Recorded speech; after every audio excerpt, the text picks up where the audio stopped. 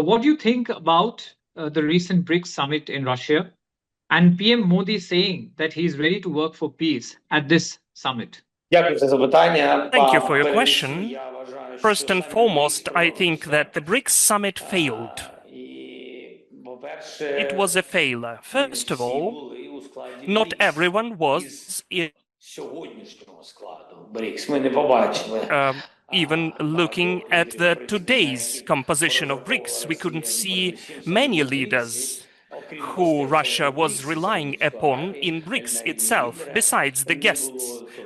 Saudi Arabia was not there at the level of the leader, so it witnesses that there is no unity in BRICS.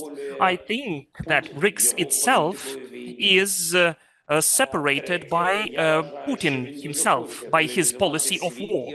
And again, I think that he wants to polarize the world and to divide it into so-called West and BRICS-plus, West-plus and BRICS-plus.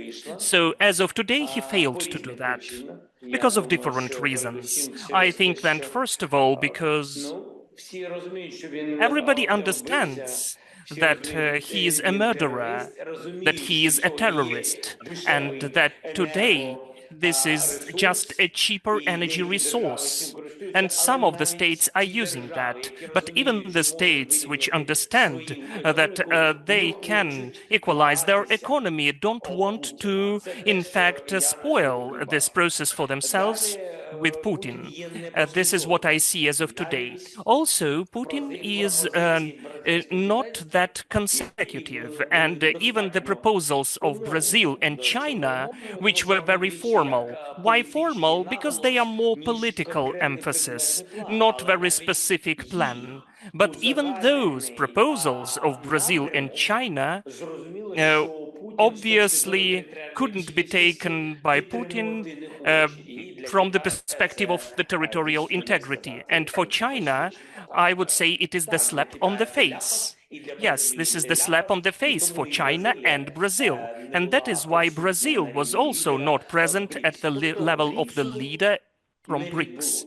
So BRICS, in fact, did not take place. As for instance, the Secretary General of the United Nations, I think that altogether this is kind of a surrealistic thing. It is not only about the United Nations, it's about many other countries. I think that you cannot just say today that you are neutral in the war. You cannot say that any country is neutral in the war between Russia and Ukraine. You cannot be neutral because it would mean that you are on the side of Russia. Neutrality really helps just for Russian Federation.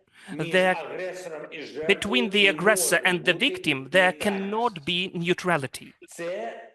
And I consider, this is a kind of a hidden support of Russia. And I think that the ones who were present there and were speaking about their neutrality, that they were saying that they would like to help to solve the conflict, in my opinion, they look more pro-Russian. And that means it's not about peace, because Russia started this war and is going on with it. Then it means that it is about the war. And whether they want it or not, whether they understand it or not, that is not important, in fact. This is the fact. Neutrality in this war means support of Russia. This is the war. After all of the victims, after all of the tortures, deportations of children, as of today, this is how it looks.